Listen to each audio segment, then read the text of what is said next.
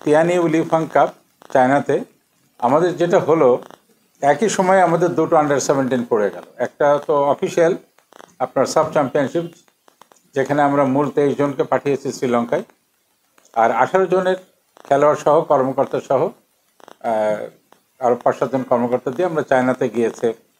চায়নার ওরা football association ওরা একটা অর্গানাইজ করেছে ওখানে 8টা দেশে 16টা টিম নিয়ে একটা টুর্নামেন্ট ওখানে। তো সেখানে আমাদের পারফরমেন্স আমি বলবো ভালো, খুবই ভালো, কারণ আমরা শুরু থেকেই একের পর এক জিতে গেছি এবং প্রচুর গোলের ব্যবধান, 4 গোল 8 গোল করে আমরা দিয়েছি। ফাইনালটা আমাদের ছিল চীনের প্রাদেশিক, ওদের প্রাদেশিক একাডেমিগুলো এসে খেলেছে। তার ভিতরে সব থেকে যে শক্তিশালী প্রাদেশিক team Wuhan 3 town football club আন্ডার-17, এই উহান টাউন ক্লাবটা ওদের খুবই শক্তিশালী একটা টিম। তাদের সাথে আমরা ফাইনাল ছিল, সেখানে দুঃখজনকভাবে হলেও আমরা চ্যাম্পিয়ন হতে পারি নাই। আমরা 3 গোলে ব্যবধানে আমরা চ্যাম্পিয়নশিপটা মিস করি। তো তবে ওখানে আমাদের যারা খেলেছেন তাদের ভিতরে পারফরমেন্সটা খুব ভালো আছে। এছাড়া আসলে অসাধারণ পারফরমেন্স দেখি আমাদের একাডেমি দলের তাহসান খা, সে টুর্নামেন্টের সর্বোচ্চ গোলদাতা হয়ে গোল্ডেন বুট লাভ করে। টুর্নামেন্টে করেছেন 6 গোল তাহসান। পুরো টুর্নামেন্টে আমরা এটাকে নাম দিয়েছিলাম ফুটবল ফেডারেশন একাডেমি টিম, যেহেতু দুটো আন্ডার-17, তো ওটা হলো আমাদের ন্যাশনাল টিম আন্ডার-17, ওটা হলো আমরা বলেছি একাডেমি টিম। অ্যাকচুয়ালি এই টিমগুলো কিন্তু বিভিন্ন একাডেমি থেকে আমাদের খেলোয়াড় সংগ্রহ করে, যারা যশোরে শামসুল-হুদা ফুটবল একাডেমিতে যে 41-42 জন প্রশিক্ষণরত ছিল, সেখান থেকে 23 জন এবং 18 জনে ভাগ করে আমরা 2খানে পাঠিয়েছি। আমাদের ন্যাশনাল টিমে 23 জন গিয়েছে ওখানে। এরপরে যারা ছিলেন তাদেরকে টিম আপ করে আমরা চায়নাতে পাঠাই।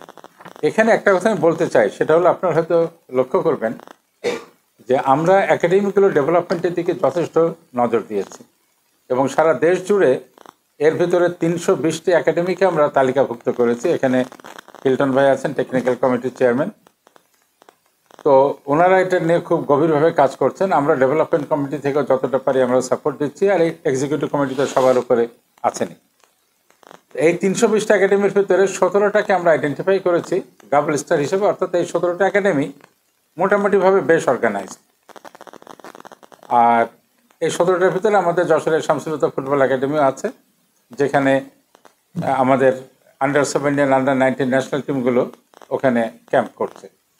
তো আমাদের আন্ডার-17 টিম ওখানে জুলাইয়ের 25 তারিখ থেকে জুলাইয়ের 25 তারিখ থেকে শ্রীলঙ্কায় যাওয়ার আগ পর্যন্ত ওখানে ক্যাম্পে ছিল। ওরা এখন 7 দিনের ছুটিতে যাবে। চাইনিজ টিমও 29 তারিখে রাত্রে এখানে এসে চায়নাতে যারা গিয়েছে আমাদের টিম, ওরা এসে পৌঁছাবে। ওরাও কয়েকদিনের ছুটি কাটাবে। এরপরে 3রা অক্টোবর থেকে একদম এএফসিতে খেলতে যাওয়ার আগ পর্যন্ত আবার যশোর শামসুল-হুদা ফুটবল একাডেমিতে একদম পুরো সময়টা তারা ওখানে ক্যাম্প করে ট্রেনিংয়ে থাকবে।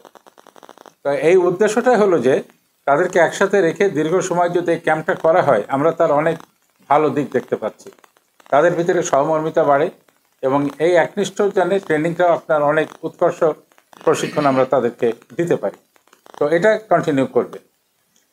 আরেকটা জিনিস আপনি জানবেন যে আমরা এই যে 320টা একাডেমিকে সারা দেশে আমরা 8টা গ্রুপে ভাগ করেছি। 8টা গ্রুপে ভাগ করে সেখানে টেকনিক্যাল কমিটির পক্ষ থেকে এবং ডেভেলপমেন্ট কমিটির পক্ষ থেকে তাদেরকে সার্বিক সহযোগিতা প্রদান করা হচ্ছে, টেকনিক্যাল পরামর্শ, কোচিং সাপোর্ট, এবং এটা আমরা শুরু করেছি।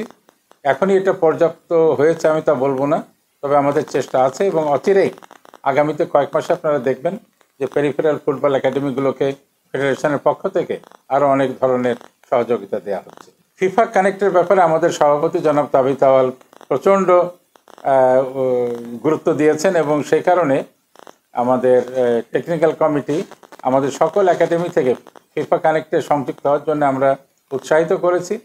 আগে যেখানে এটা প্রায় 1000-এর নিচে ছিল, সেটা এখন অলরেডি কয়েক হাজার হয়ে গেছে এবং আমাদের টার্গেট হলো যে এই বছরের ভিতরে আমরা মিনিমাম 35,000 ফিফা কানেক্ট করব আমাদের খুদে খেলোয়াড়দের এবং গ্রাসরুট খেলোয়াড়দেরকে।